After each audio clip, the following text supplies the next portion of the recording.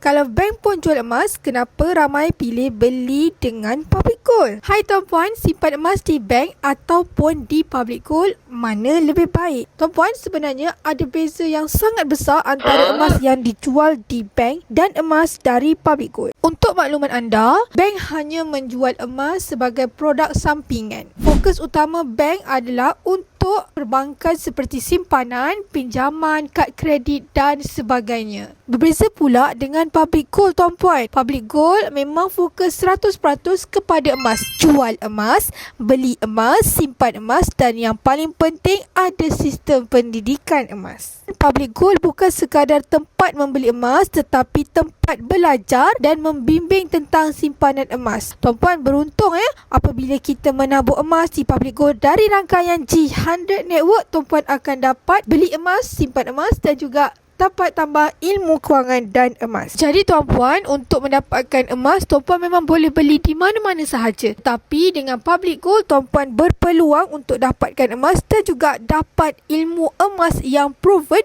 untuk menambahkan lagi kekayaan dalam tabungan emas. Baiklah tuan-puan, jika anda berminat untuk memulakan tabungan emas dengan ilmu hari ini di bawah bimbingan saya, boleh klik link di bio. Saya merupakan Dealer Aktif Public Gold dari rangkaian G100 Network. Jom mula simpan emas.